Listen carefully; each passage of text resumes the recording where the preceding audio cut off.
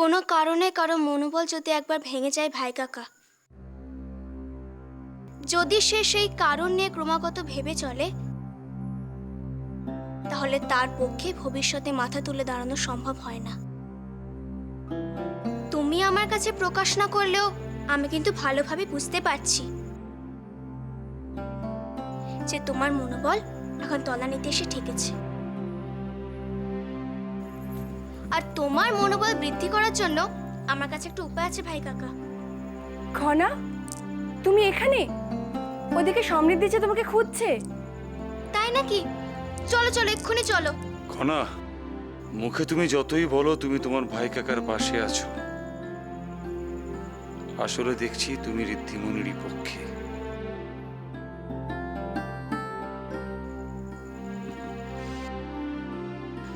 আর তাই হয়তো পাত্রপক্ষের ফলাফলের এই দুরবস্থা। ভাই কাকা, তুমি আমাকে ভুল বুঝছো। ঋদ্ধিমণির মতো নারীর কারো সাহায্যের প্রয়োজন হয় না ভাই কাকা। আমিও খনার সাথে একমত। সমৃদ্ধি অসাধারণ গুণবতী, তেজস্বিনী এক নারী। তাহলে আসি ভাই কাকা, চলো। চলো।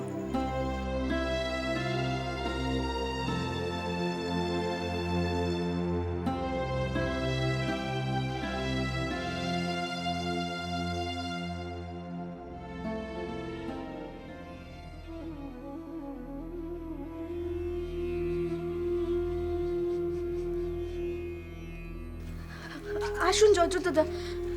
কি হয়েছে? আপনার সন্তান হঠাৎ করে কেমন হয়ে গেছে, তখন থেকে ঠিক মতো নড়ছে না, কেমন করছে দেখুন না। হঠাৎ আমি ঠিক বুঝতে পারছি না কি করা যায়। জয়দ্র দাদা, আসলে এখানে একটা দুর্ঘটনা ঘটে গিয়েছে। দুর্ঘটনা? হ্যাঁ, যশোধরা ওকে বিছানায় শুয়ে বিশেষ প্রয়োজনে গৃহে গিয়েছিলেন। আর তখন আমি ওর দায়িত্ব একজন দাসীকে দিই। কিন্তু কিন্তু কি?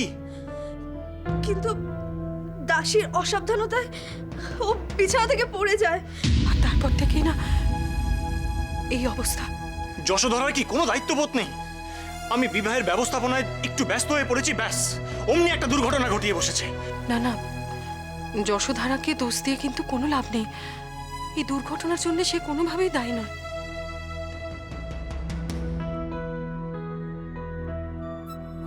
ওকে ওকে আমার কাছে দিন। দাও, আমাকে দাও।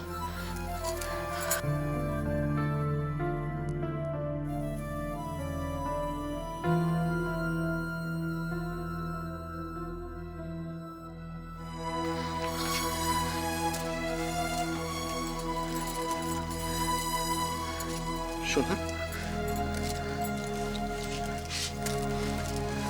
শোনা, কি হয়েছে? কি হয়েছে শোনা? কি হয়েছে? এই এই ক্ষত কি পড়ে যাওয়ার কারণেই হয়েছে? কি হয়েছে শোনা? কি হয়েছে? হে ঈশ্বর, এ তোমার কি লীলা? তাহলে কি খনার কাছে জন্মকুণ্ডলী উদ্ধারের সত্য গোপন করার জন্যই ঈশ্বর আমাকে এই শাস্তি দিলেন? কিন্তু কিন্তু আমি যা করেছি তা তো সবার সুখের জন্যই করেছি। এখন কি করা যায় বলো তো?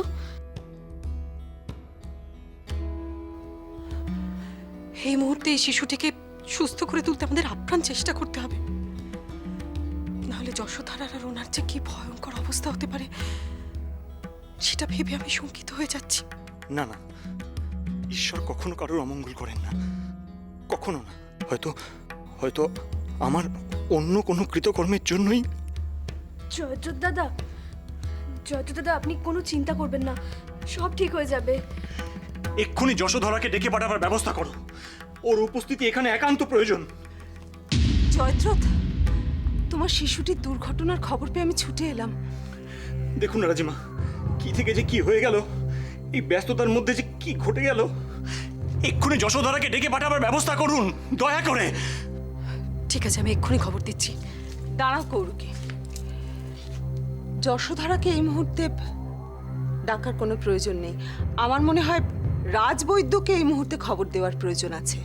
কিন্তু রাজিমা, আমি জানি জয়দ্রথ, এই মুহূর্তে যশোধরাকে মা হিসেবে শিশুর পাশে থাকাটা কতটা প্রয়োজন, কিন্তু মা তো শিশুর চিকিৎসা করবে না, চিকিৎসা করবে রাজবৈদ্য। আর এই মুহূর্তে যশোধরাকে যদি খবর দিয়ে ও ব্যস্ত হয়ে উঠবে, ও চলে আসতে চাইবে, তার চেয়ে বরং রাজবৈদ্যকে খবর দেওয়া হোক, তারপরে যশোধরাকে খবর দেওয়ার ব্যবস্থা করছে। কিন্তু রাজিমা। হ্যাঁ রাজিমা, আপনি ঠিকই বলেছেন। এই মুহূর্তে তাহলে রাজবৈদ্যকে খবর দেওয়ার ব্যবস্থা কর কৌরুকি। দাসী, প্রণাম। রাজবৈদ্যকে খবর দাও এক্ষুনি, বলো অত্যন্ত জরুরি। আচ্ছা রাজিমা।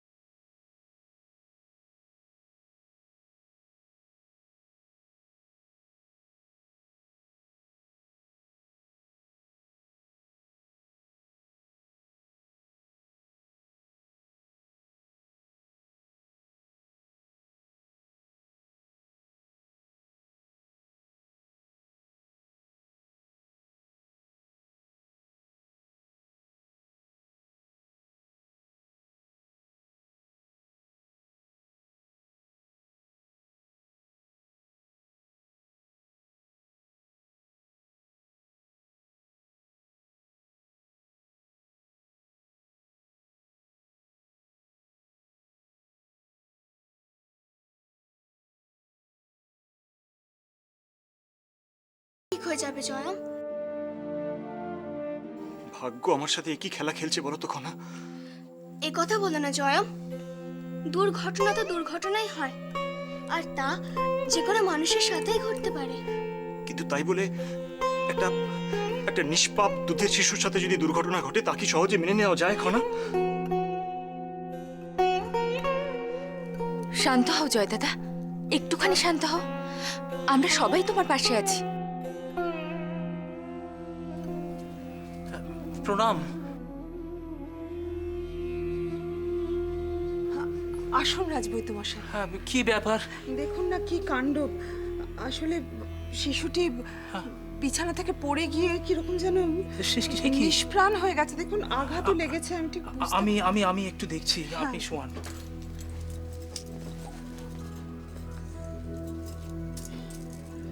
দেখি।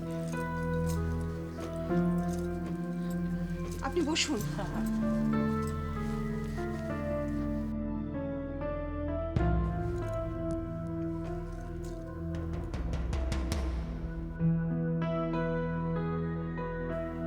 হ্যাঁ, সত্যি চিন্তারই কথা।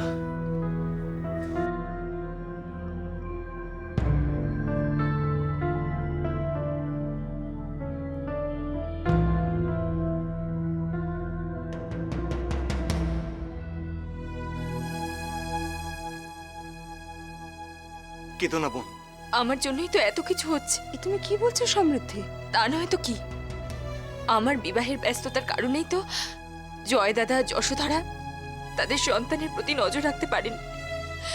এখন যদি ভগবান না করুন এই শিশুটির যদি কিছু হয়ে যায়, আমি নিজেকে কোনোদিন ক্ষমা করতে পারবো না, কোনোদিন না। বোন, বোন তুমি মিথ্যেই নিজেকে দোষারোপ করছো। হ্যাঁ ঋদ্ধিমণি,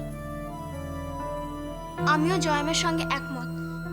আচ্ছা, একটু দুধের মধ্যে হলুদ মিশিয়ে আনার ব্যবস্থা করুন না। হ্যাঁ নিশ্চয়ই। আমি আনছি। কেমন বুঝছেন রাজবৈদ্য মশাই?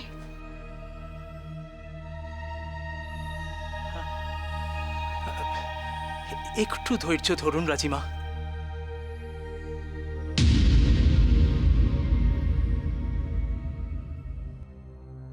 কি ব্যাপার রাজবৈদ্য মশাই?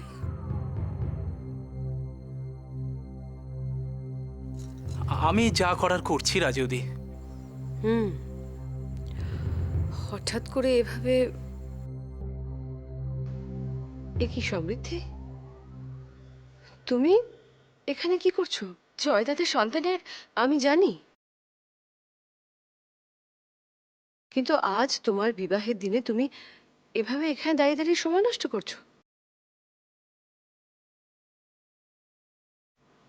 তোমার কি জ্ঞান বুদ্ধি একেবারে লোপ পেয়েছে? জ্ঞান বুদ্ধি লোপ পায়নি বলেই তো এখানে উপস্থিত রয়েছি। যে মানুষটা আমাকে তার ভগিনীর মর্যাদা দিয়ে আমার জন্য নিঃস্বার্থভাবে এত কিছু করেছে, এই মুহূর্তে তার পাশে না দাঁড়ালে যে অধর্ম হয় রাজৌদি। রাজবৈদ্যমশাই, আমি দুধ এনেছি। হ্যাঁ, শিশুটিকে একটু খাইয়ে দিন, আমি বরং ততক্ষণে ওষুধ তৈরি করি। এসো।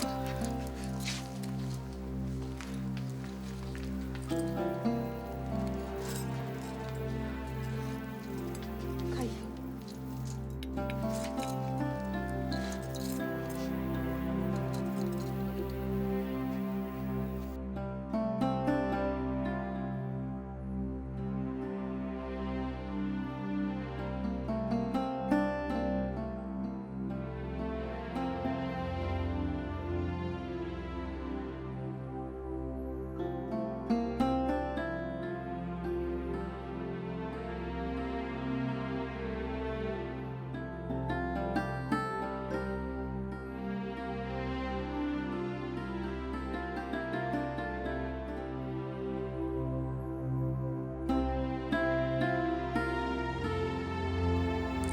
আমি বলেছিলাম না জয়ম, সব ঠিক হয়ে যাবে। দেখি মা।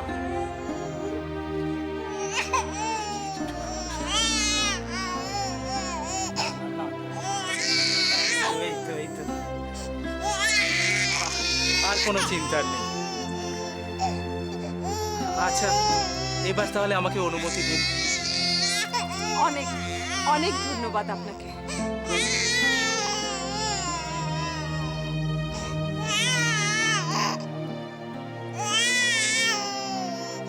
যাক, ভালোই ভালোই সব মিটে গেল। না, মেটেনি সমৃদ্ধি। আমি জানতে চাই আজকের দিনের জন্য তোমার কি পরিকল্পনা? পরিকল্পনা? আজ তোমার বিবাহের দিন, তুমি একজন পরস্পরের সন্তানের জন্য কেঁদে কেটে এতক্ষণ তো চোখ ফুলিয়ে ফেলেছ। আমি জানতে চাই এরপর আর কি লীলা দেখাবে তুমি?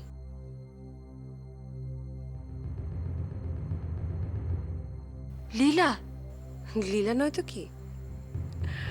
কোনো বধূ তার বিবাহের দিনে অন্য কারো সন্তানের জন্য এভাবে চোখের জল ফেলেছে বলে তো আমি শুনিনি। ত্রিজটা, তুমি কি শুনেছো না শুনেছো বোধ করি সেটা জানার আমাদের কারো কোনো প্রয়োজন নেই। তবে তোমার একটা কথা জানা দরকার, সমৃদ্ধির কান্নার কারণ বোঝার জন্যে একটা মন দরকার, সেটা তুমি বোঝো? তাই নাকি? অবশ্যই রাজৌদি। আরেকটা কথা, আপনি কি চান বলুন তো? আমি সব সময় আপনার কথা শুনে চলি। আর আপনি কোনটা ঠিক আর কোনটা ভুল সেটা ঠিক করে দেবেন। সমৃদ্ধি, মহানামা যদি জানতে পারে। তার কথা উল্লেখ না করাই ভালো। আমি এই কদিনে তাকে যতটুকু চিনেছি, আমি নিশ্চিত যে তিনি আমাকেই সমর্থন করবেন। বুঝেছেন? আপনারা আপনারা শান্ত হন। আমাকে আমাকে ক্ষমা করবেন রাজৌদি। যা হয়েছে তা আমার আর যশোধরার গাফিলতির জন্যই হয়েছে, আর সেজন্যই এ নিয়ে আপনাদের মধ্যে ভুল বোঝাবুঝি সৃষ্টি হয়েছে। ভুল বোঝাবুঝি?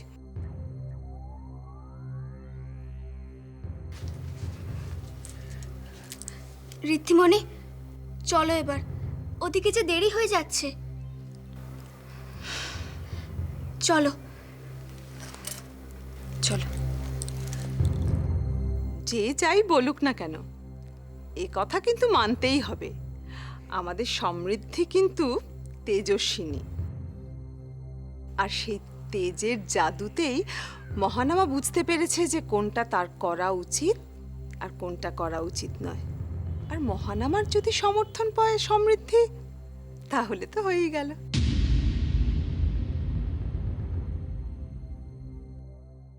তাহলে দিদি জয়দ্রথের সন্তানকে দেখতে গেছে। হ্যাঁ মহানামা। বাহ, চমৎকার। তাহলে আবার একটা নতুন সমস্যা সৃষ্টি হতে চলেছে। হঠাৎ এ কথা কেন বলছো মহানামা? না বলে কি করব? দিদি যেখানেই যায় সেখানে একটা নতুন করে সমস্যা সৃষ্টি করে, আর এক্ষেত্রেও যে সেটার ব্যতিক্রম হবে না এটা আমার বিশ্বাস।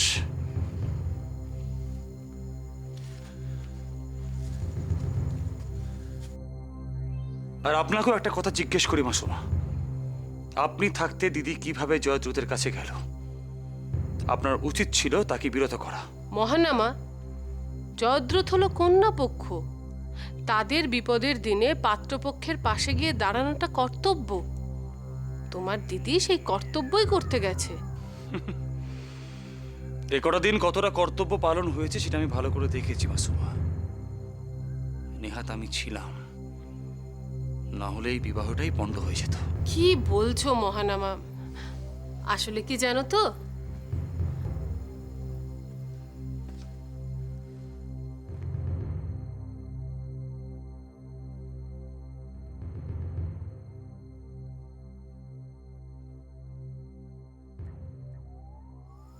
কি হয়েছে দিদি? এই কদিনে আমি তোমার কাছে একেবারেই গুরুত্বহীন হয়ে গেছি, তাই না মহানামা? এসব তুমি কি বলছো? তুমি আমার কাছে কতটা গুরুত্বপূর্ণ এটা সিংহলে সবাই জানে। আর আজকের এই শুভ দিনে এই সমস্ত কথার অর্থ কি? কি হলো? আচ্ছা, তুমি জয়দ্রথের সন্তানকে দেখতে গিয়েছিলে না? কেমন আছে সে?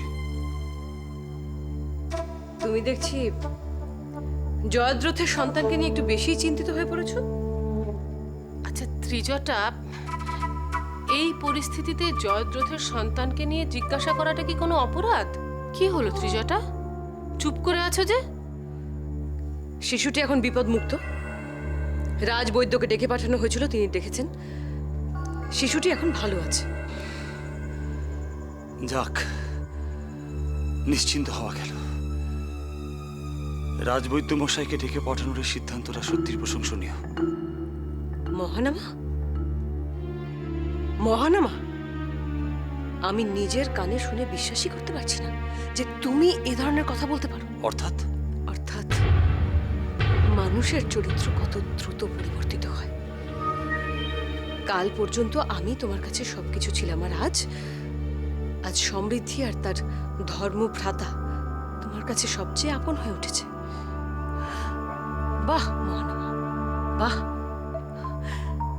বিবাহের পূর্বেই যদি পরিস্থিতি এই হয়, তাহলে বিবাহের পরে কি হবে সেটা ভাবতে তো আমি রীতিমতো শিউরে উঠছি। দিদি, তুমি যে কথাগুলো এখন বলছো সেগুলো সম্পূর্ণ তোমার নিরাপত্তার অভাববোধ থেকে বলছো। নিরাপত্তার অভাববোধ? আমার? কেন মহানামা? সেটা আমিও জানি না, কিন্তু আমি নিশ্চিত তোমার এই নিরাপত্তার অভাববোধ তোমাকে এই সমস্ত কথা বলাচ্ছে। কিন্তু তোমার মধ্যে এই অনুভূতিগুলোর জন্ম নেওয়ার বা থাকার কোনো কারণ আমি খুঁজে পাচ্ছি না। থাক থাক মহানামা, অনেক বলে ফেলেছো তুমি। একটা কথা সত্যি করে বলো তো, তুমি কি সমৃদ্ধির সঙ্গে পরিকল্পনা করে আমাকে অপমান করার খেলায় মেতে উঠেছো? দিদি! হ্যাঁ মহানামা, আমার ঠিক তাই মনে হচ্ছে। না হলে জয়দ্রথের শিশু সন্তানকে দেখতে গিয়ে সমৃদ্ধি আমাকে যেভাবে অপমান করেছে, আর এখন তুমি আমাকে যেভাবে অপমান করছো, তাতে আমি একেবারে নিশ্চিত। সমৃদ্ধি তোমাকে কি বলেছে? কি আর বলবে? আমি শুধু তাকে জয়দ্রথের সন্তানের জন্য কাঁদতে বারণ করেছিলাম, কিন্তু প্রত্যুত্তরে সে কি বলল?